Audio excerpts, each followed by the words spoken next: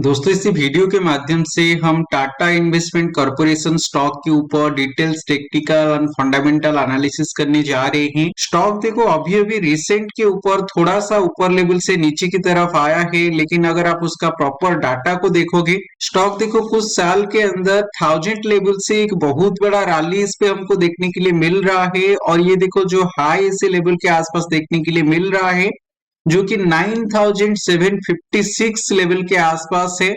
तो देखो almost 9x ये स्टॉक हो चुका है। और इसी लेवल के आसपास आने के बाद ये बेसिकली 4 से 5 महीना पे जो हाई बना है, वो हाई से अगर अभी आप देखोगे स्टॉक ऑलरेडी 30% के आसपास नीचे की तरफ आके ट्रेड करना स्टार्ट कर दिया है। तो इस स्टॉक के अंदर ऐसे क्या हो गया कि इतना बड़ा रैली इस स्टॉक के अंदर देखने के लिए मिल रहा है और लोअर लेवल से प्रॉपर बाइंग इस पे हमको देखने के लिए मिल रहा है। उसके बारे में डिटेल्स पे फंडामेंटल एंड टेक्निकल एनालिसिस करेंगे। क्योंकि देखिए दोस्तों, अगर कोई स्टॉक इतना ज्यादा रैली दिखाता है तो उसको फंडामेंटल चेक करना जरूरी है कि स्टॉक फंडामेंटली कैसा है, या फोमो के अंदर ये स्टॉक ऊपर की तरफ आ चुका है। उसके बारे में डिटेल्स पे जानेंगे। तो चलिए पहले हम एक बार फंडामेंटल एनालिसिस कर लेते हैं, उसके बाद टेक्निकली मैं आपको बताऊंगा ये स्टॉक का एक्चुअल टारगेट क्या होना चाहिए। देखिए दोस्तों, यहाँ पे मैंने टाटा इन्वेस्टमेंट स्टॉक का फंडामेंटल एनालिसिस करने के लिए ओपन किया है। स्टॉक अभी जो काम कर रहा है 6492 लेवल के आसपास, और स्टॉक अगर मार्केट कैप के हिसाब से देखेंगे तो स्टॉक अभी 32,847 करोड़ के आसपास मार्केट कैप होल्ड कर रहा है। अगर किसी भी कंपनी 20,000 करोड़ से ज्यादा मार्केट कैप वाली कंपनी बन जाता है तो वो जनरली लार्ज कैप रेंज के अंदर आ जाता है। और ये स्टॉक देखो बीएसई एंड एनएसई दोनों के अंदर ये अवेलेबल है। करेंट मार्केट प्राइस इसका 6492 के आसपास है। और ये जो करेंट मार्केट प्राइस हमको देखने के लिए मिल रहा है, इसका 52 वीक्स हाई के हिसाब से ये देखो ऑलमोस्ट 30% के आसपास नीचे आके ट्रेड कर रहा है। क्योंकि 9700 मतलब ऑलमोस्ट 10,000 के आसपास ये स्टॉक आ गया था। उसके बाद ये फॉल हमको इस पे देखने के लिए मिला है। तो देखो ये जो मूवमेंट हमको देखने के लिए मिला है 52 वीक्स हाई के आसपास, ये जो उछाल हमको देखने के लिए मिला था, ये इतना बड़ा मूव क्यों देखने के लिए मिला था, तो वो जानने के लिए हमको एक बार उसका प्रॉफिट एंड लॉस स्टेटमेंट को देखना पड़ेगा। तो देखो जो प्रॉफिट एंड लॉस स्टेटमेंट उसका मार्च 2024 के आसपास कंपनी ने जो पब्लिश किया था, ये रिजल्ट के हिसाब से अगर आप देखोगे, ये जो प्रॉफिट को आप एक बार नोटिस कीजिए कंपनी का कितना प्रॉफिट आया था इसी लेवल पे। तो ये देखो 252 करोड़ से कंपनी का जो प्रॉफिट है 385 करोड़ के आसपास आ गया था। तो देखो लगभग इसी लेवल के आसपास देखोगे ये 40% 50% के आसपास ये प्रॉफिट एक ही साल के अंदर इस पे हमको देखने के लिए मिल रहा है। तो ये रिजल्ट जब आया और ये जो मार्केट का मूवमेंट अगर आप देखोगे, ये स्टॉक का मूवमेंट ये देखो मार्च महीना पे ही हुआ है। ये रिजल्ट आने के बाद ही इतना बड़ा उछाल हमको देखने के लिए मिला। और उसके बाद जब रिजल्ट ऑलरेडी ये पब्लिक हो गया, लोग सारे जान गए कि इतना अच्छा रिजल्ट आ गया है, फिर उसके बाद ये सेलिंग प्रेशर हमको देखने के लिए मिला। और अभी देखो ये स्टॉक एक रेंज के अंदर ये चल रहा है। तो ये रेंज के अंदर जो मूवमेंट हमको देखने के लिए मिल रहा है, अभी उसका रिजल्ट कैसा आया है वो जानना जरूरी है। और देखो इसी लेवल के आसपास अगर आप 52 वीक का लो देखोगे, 4000 के आसपास 52 वीक का लो फॉर्म किया था। और इसी लेवल से देखो स्टॉक ऑलमोस्ट इस पे 50% का ग्रोथ ऑलरेडी दिखा चुका है। तो देखो इतना अच्छा ग्रोथ दिखाने वाली कंपनी, मतलब 2-3 साल के अंदर इतना बड़ा रिटर्न इस पे जनरेट हुआ है। अभी ये कंपनी का जो फंडामेंटल है कैसे बन चुका है, क्या ये कंपनी ओवर वैल्यू बन चुका है, उसके बारे में जानने के लिए उसका पी वैल्यू को हम एक बार चेक करेंगे। तो देखो पी इस पे कितना दिखा रहा है, 89.2 के आसपास। दोस्तों आप खुद मुझे एक बार कमेंट सेक्शन पे बताइए, आप इतना सारा वीडियो मेरा देख रहे हो, ये पी वैल्यू कितना होने पर कोई स्टॉक के अंदर हमको फोकस करना है, इन्वेस्टमेंट करके जाना है। मैंने 2 से 3 सेकेंड का पॉज ले रहा हूं, आप कमेंट सेक्शन पे जरूर बताइए।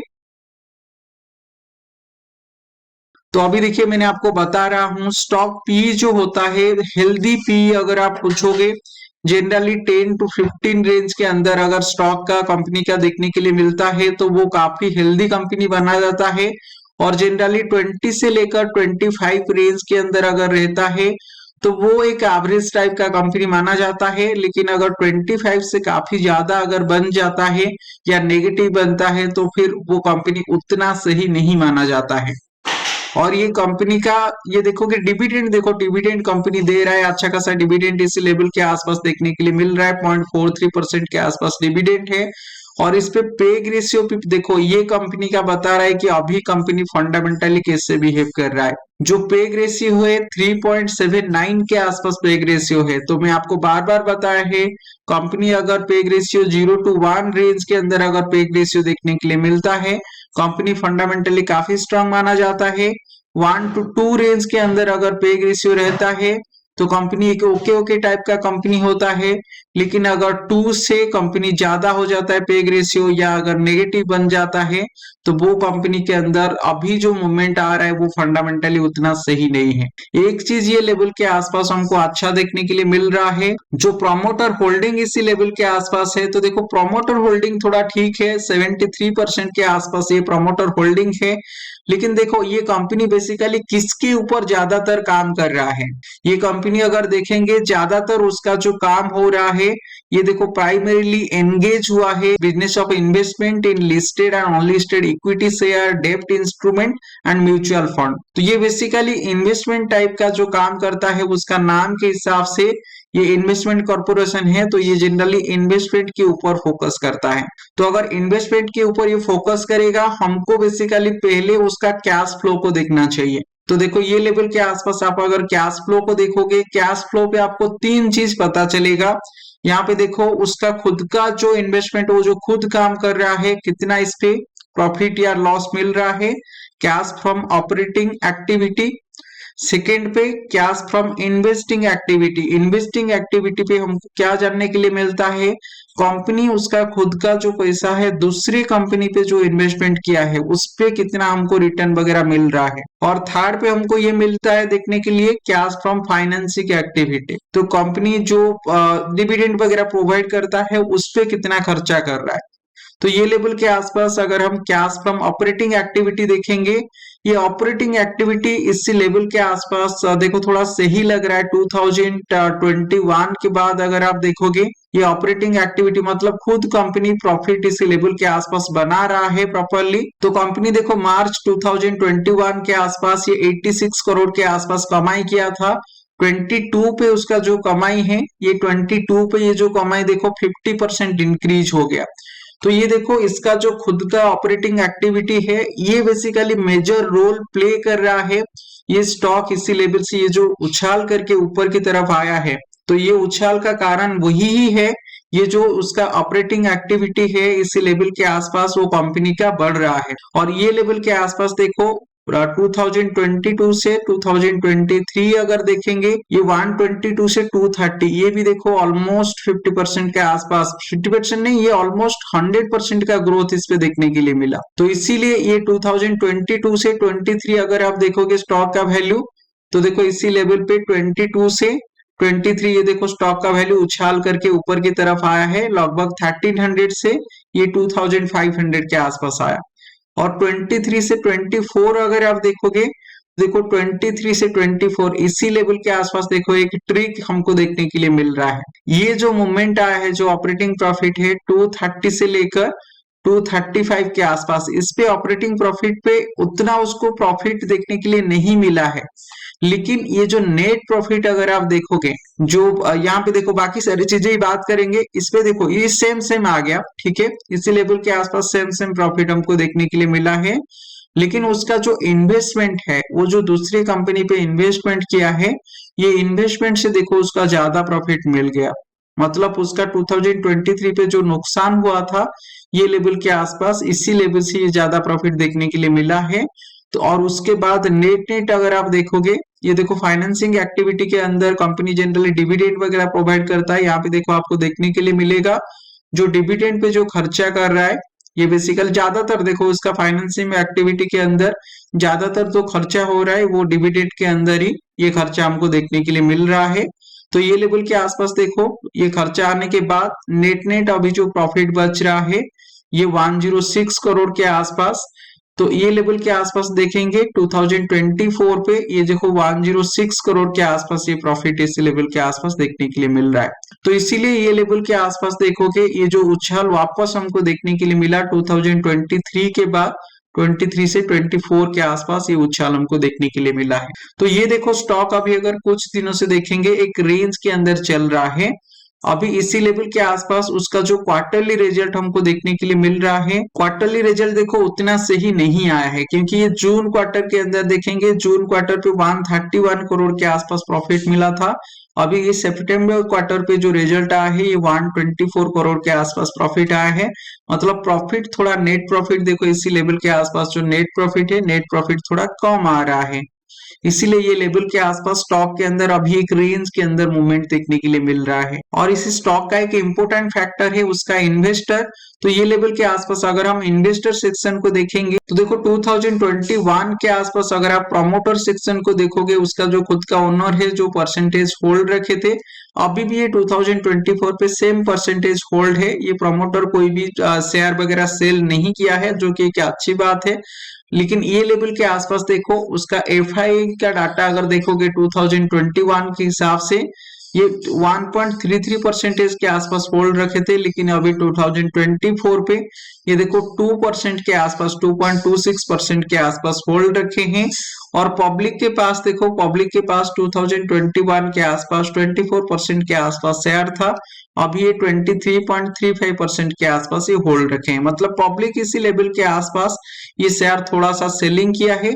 और ये लेवल के आसपास गवर्नमेंट जो है, गवर्नमेंट थोड़ा होल्ड रखा है 0.49% के आसपास। ये देखो 2021 पे सेम ये होल्ड रखा है और कुछ इंक्रीज नहीं किया है। तो ये इन्वेस्टर सेक्शन हो गया। लेकिन ये स्टॉक देखो अभी अगर आप देखोगे उसका पी वैल्यू के हिसाब से, उसका पेग वैल्यू के हिसाब से स्टॉक काफी देखो ओवरबॉट हो चुका है। तो इस स्टॉक का एक्चुअल टारगेट क्या होना चाहिए वो जानने से पहले मैं एक बार टेक्निकली आपको बता दे रहा हूँ स्टॉक अभी किसी लेवल के आसपास कितना बड़ा मूवमेंट हमको दिखाना चाहिए और किस लेवल के आसपास सपोर्ट और रेजिस्टेंस बन रहा है। तो देखो टेक्निकली अगर हम देखेंगे स्टॉक देखो अभी जनरली 7-8 महीना हो गया देखो एक रेंज के अंदर चल रहा है। और ये जो रेंज है ऊपर लेवल के आसपास 8000 रेंज है और लोअर लेवल के आसपास 6000 रेंज है। तो जनरली ये 6000 से 8000 2000 रेंज के अंदर स्टॉक ऊपर नीचे करके मूवमेंट हमको इस पे देखने के लिए मिल रहा है। हमको अगर ये स्टॉक के अंदर कोई पोजीशन वगैरह बनाना चाहिए,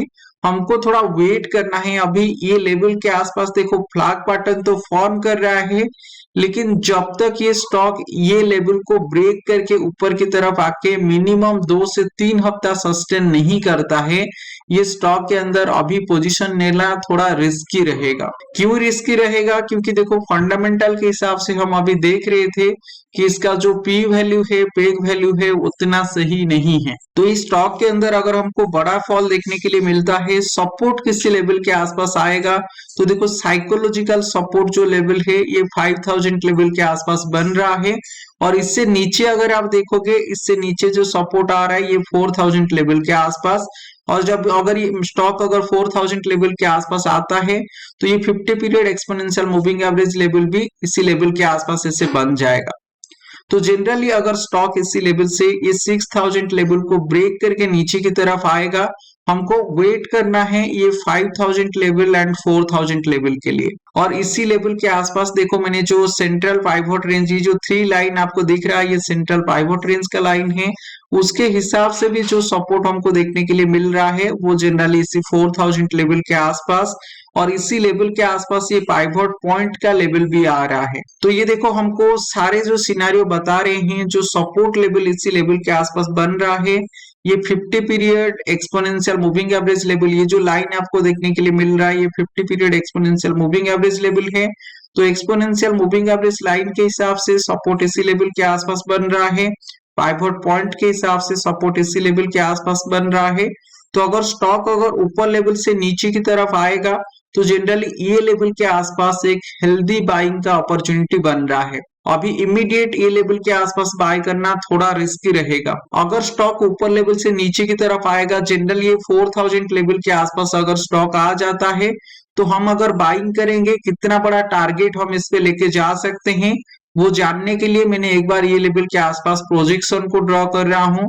देखो ऊपर लेवल से अगर स्टॉक ये 4000 लेवल के आसपास अगर आ जाएगा, पहला देखो जो टारगेट हमारा बनेगा इसी 61.8% लेवल के आसपास, जो कि अराउंड 9000 लेवल 9200 लेवल के आसपास हमारा टारगेट बनेगा। लेकिन अभी देखो अभी के लिए इमीडिएट अभी मैंने ये लेवल के आसपास ये टारगेट लेके नहीं जाऊंगा, क्योंकि मैंने ये लेवल के आसपास थोड़ा डाउन साइड मूवमेंट के लिए वेट कर रहा हूँ। मिनिमम 4000 के आसपास ये मूवमेंट हमको देखने के लिए मिलना चाहिए। इस पे अगर बड़ा फॉल देखने के लिए मिलता है, फंडामेंटली अगर सही कंपनी होता है, जनरली 30 to 40% के आसपास स्टॉक नीचे आने के बाद वो फिर होल्ड कर लेता है, या अगर मैक्सिमम अगर फॉल देखने के लिए मिला तो 60% के आसपास फॉल हमको देखने के लिए मिलता है, जो कि 61.8% के आसपास गोल्डन फिबोनाची रेशियो जो आता है वो लेवल के आसपास स्टॉक आने के बाद फिर रिवर्स करता है ऊपर की तरफ। इसीलिए ये स्टॉक के अंदर मैंने अभी फॉल के लिए वेट कर रहा हूं।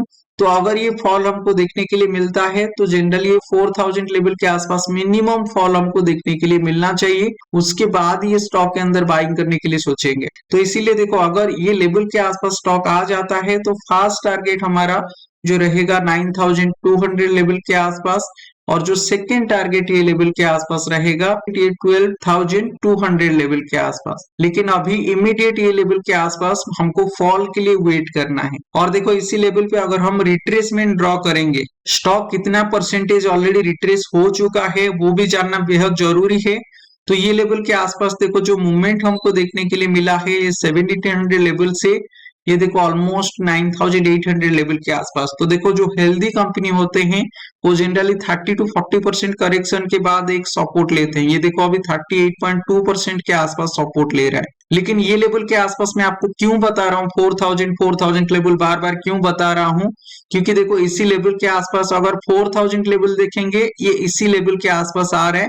जनरली 61 से ये 70% इसी लेवल का रेंज के अंदर आ रहा है। तो ये जब अराउंड ये 4800 4000 ये लेवल के आसपास जब आएगा, ये देखो गोल्डन फिबोनाची रेशियो का लेवल आ जाएगा, और ये लेवल के आसपास आने के बाद थोड़ा सा इस पे सपोर्ट देखने के लिए मिल सकता है। तो ये देखो टेक्निकल के हिसाब से हम अभी बात कर रहे हैं कि स्टॉक थोड़ा नीचे की तरफ आएगा। चलिए मैंने एक बार फंडामेंटल के हिसाब से भी आपको बता दे रहा हूँ स्टॉक का अभी जो परफॉर्मेंस है उसके हिसाब से स्टॉक के अंदर क्या टारगेट होना चाहिए। तो स्टॉक देखो अभी जो ट्रेड कर रहा है अराउंड 6492 लेवल के आसपास, अगर हम उसका पेग वैल्यू को इस पे डिवाइड करते हैं तो देखो स्टॉक के अंदर अभी जो पोटेंशियल है ये अराउंड 1700 1800 लेवल के आसपास। ये फंडामेंटल के हिसाब से जो पी वैल्यू इसी लेवल के आसपास हमको देखने के लिए मिल रहा है, जो पेग वैल्यू हमको देखने के लिए मिल रहा है, उसके हिसाब से स्टॉक ऊपर लेवल से हमको थोड़ा फॉल देखने के लिए मिलेगा, जो कि फंडामेंटल के हिसाब से ये बता रहा है कि ये जिस लेवल से ऊपर की तरफ गया है लगभग वो लेवल के आसपास ये 1700 लेवल के आसपास ये फॉल हमको देखने के लिए मिल सकता है। क्योंकि ये जो मूवमेंट हमको देखने के लिए मिला है ये सिर्फ फोमो के हिसाब से, फंडामेंटल बता रहा है कि ये फोमो के हिसाब से बाइंग आया है। स्टॉक का एक्चुअल प्राइस ये 1700 1800 लेवल के आसपास होना चाहिए। आप लोगों का इस स्टॉक को लेके क्या राय है मुझे कमेंट सेक्शन पे जरूर बताइए, और आप कितना क्वांटिटी स्टॉक का होल्ड करके रखे हो वो भी कमेंट सेक्शन पे जरूर बताइएगा।